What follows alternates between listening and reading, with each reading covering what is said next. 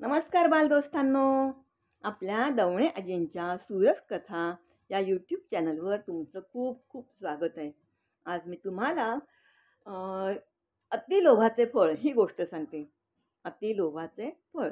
बाळांनो, मी तुम्हाला नेहमी सांगते की एकाच टायटलच्या एकाच शीर्षकाच्या माझ्याकडे अनेक गोष्टी आहेत. म्हणजे शीर्षक जरी एक असलं, त्याचं टायटल जरी एक असलं, तरी आतली गोष्ट वेगळी आहे. तर गोष्ट जरूर ऐका तुम्ही. हं. तर फार फार वर्षापूर्वी काय होतं, एका गावात एक चाळ असते. चाळ म्हणजे बैठी घरं असतात, लाईनीत जी घरं असतात, बिल्डिंग नसते ती, त्याला चाळ म्हणतात. तर ती चाळ असते. तर तिथे काय होतं, एक दिवस एक साधू महाराज येतात. ते आपल्या प्रत्येकाच्या दारात जायचे आणि बोलायचे, जय जय रघुवीर समर्थ, माई भिक्षा वाढा. असे ते एकेकाच्या दारात जात जात भिक्षा मागत पुढे जात असतात. तर तसे ते जाता जाता एका बाईच्या दारात येतात आणि तिथे बोलतात, जय जय रघुवीर समर्थ, माई भिक्षा वाढा. पण ती जी बाई असते ना, ती पक्की भांडकुदळ असते. म्हणजे कोणी येवो काही येवो, कुठच्याही विषयावरून ती समोरच्याच्याशी भांडायची. हा साधू आला म्हटल्यानंतर हिला काय असं वाटलं नाही की कोणी साधू आलाय, आपण नीट बोलावं. ती त्या साधूला पण वाटेल तसं बोलते, अदवा-तदवा बोलते. आले मोठे भिका मागायला, असं तसं झोळी भेटली की आले वगैरे.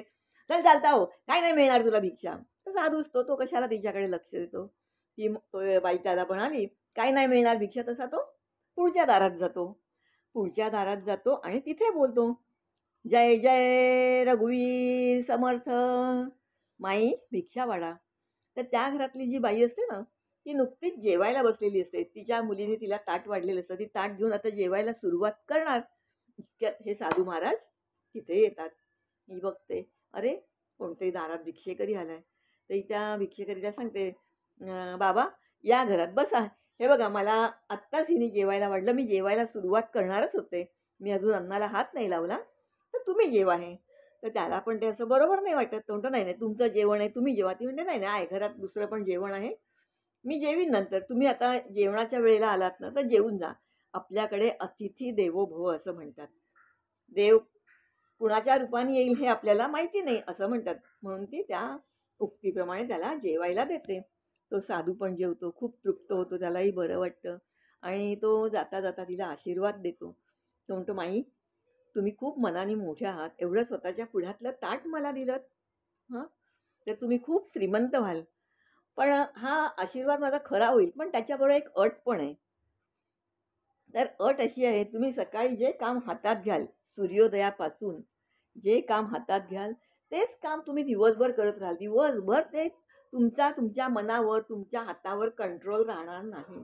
तुमच्याकडून तेच काम सारखं, सारखं, सारखं, सारखं होत राहील. हं. आणि सूर्यास्त झाला, की आपोआप तुमचे हात पण थांबतील आणि ते काम थांबेल. असं म्हणून तो साधू निघून जातो. दुसरा दिवस उजाडतो. सकाळी झाली तशी ही बाई, आपण कसं उठलं की लगेच घरातलं केर, वारा वगैरे काढ ही बायकांची कामच असतात. तशी ती बाई कचरा काढायला म्हणून केसुणी घ्यायला जाते, झाडू. तर तिची मुलगी तिथे असते. ती म्हणते, "आई थांब थांब, झाडूला हात नको लावू." मी म्हणते, "का? काय झालं?" ते म्हणते, "काल तुला त्या साधू महाराजांनी काय सांगितलं आठवतंय का? त्यांनी सांगितलं, तुम्ही सकाळी जे काम कराल तेच काम तुम्ही दिवसभर करत राहाल. तर तू आता असं कर, झाडू-बिडू काही काढू नको. बाकी सगळं सगळं काम मी बघेन. तू आता असं कर, तू फक्त पैसे मोजत बस." असं म्हणून ती मुलगी कपाटातून पैसे काढते, जे काही त्यांच्याकडे थोडेफार होते, ते पैसे काढते आणि आईच्या हातात देते आणि आईला सांगते, "तू आता ह्या नोटा मोजत बस. बघूया काय होतं ते." खरंच त्यांनी दिलेला आशीर्वाद खरा होतोय की नाही होत ते आपल्यालाही कळेल ना. पण बाळांनो अशी गंमत होते ना, की ती बाई नोटा मोजते, मोजते, काढते. एक नोट काढली की आपोआप हातात दुसरी नोट येते. ती नोट काढली की पुन्हा आपोआप तिसरी नोट येते. हातातले पैसे काही संपतच नाही. म्हणजे त्या साधूनी सांगितलेले शब्द खरे झाले, की तुम्ही जे काम कराल, तेच काम दिवसभर चालू राहील. तुमच्या मनावर, तुमच्या हातावर तुमचा कंट्रोल राहणार नाही. तुमचं नियंत्रण नाही राहणार हे त्यांनी सांगितलेलं असतं. आणि तसंच होतं. येत आहेत नोटा येतात. एका नोटाच्या खाली दुसरी नोट, दुसऱ्या नोटीच्या खाली तिसरी नोट, तिसऱ्या नोटीच्या खाली चौथी नोट. ती मुलगी भराभर ते सगळे पैसे उचलते, कपाटात वगैरे नीट ठेवते, पिशव्यांमध्ये ठेवते, ड्रॉवरमध्ये ठेवते, सगळीकडे ठेवते. एवढे ते हॅप्पी होते ना, खूप हॅप्पी होते. हां, आपण किती श्रीमंत झालो, कुणालाही बरं वाटणारच ना. एवढी अशी लक्ष्मी आल्यावर. तिला खूप बरं वाटतं आणि जसं संध्याकाळ होते, सूर्य अस्ताला जातो, तसे तिचे हात आपोआप थांबतात आणि ते पैसे पण त्या हातातून येण्याचे थांबतात. आणि मग ही एवढी श्रीमंत होते ना, मग ती एक एक वस्तू घेते, घर चांगलं करते, दागदागिने करते. तर ही शेजारची बाई बघते, अरे कालपर्यंत ही बाई गरीब होती, हिच्याकडे काही नव्हतं आणि आज अचानक एवढा पैसा कुठून आला? ती भांडकुदळ बाई असते ती बघते ना.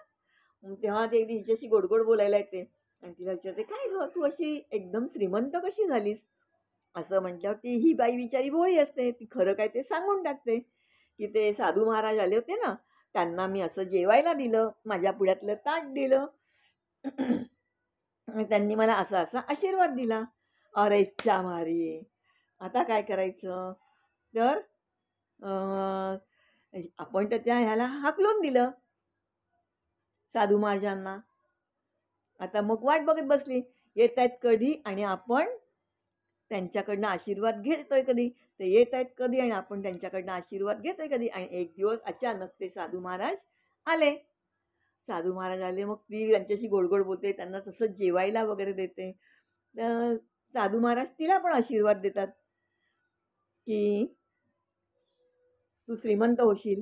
आणि तीच अट घालतात, की सकाळपासून तू जे काम करशील तेच काम तू दिवसभर करत राहशील आणि संध्याकाळी आपोआप तुझे हात थांबतील.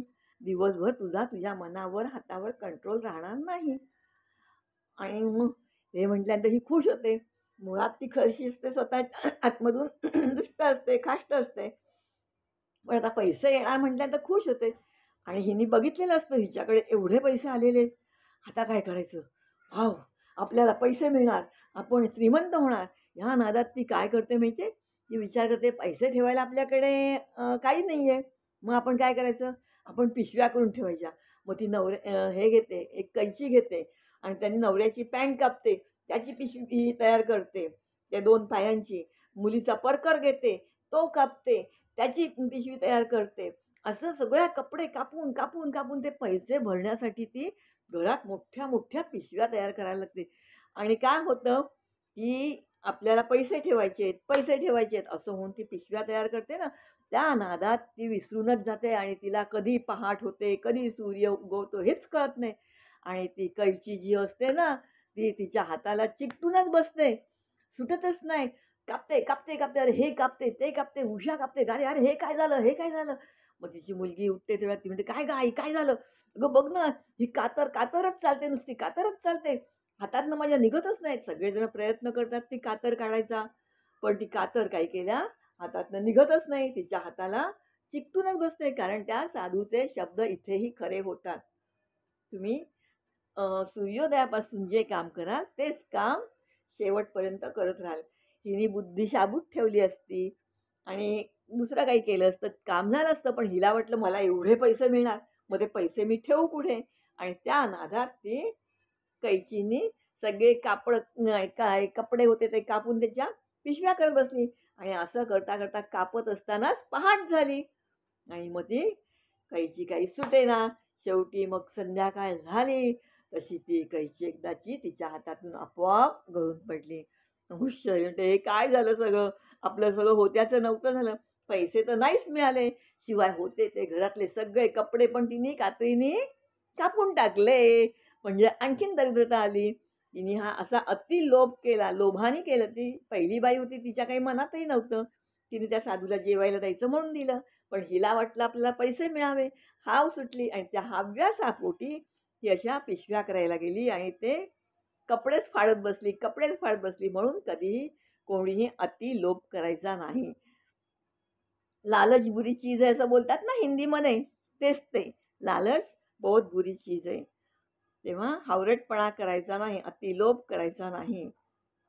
तर बाळांनो, आजची गोष्ट कशी वाटली? आवडली तर लाईक करा, शेअर करा आणि सबस्क्राईब करा. पुढच्या गोष्टीपर्यंत जय श्रीराम.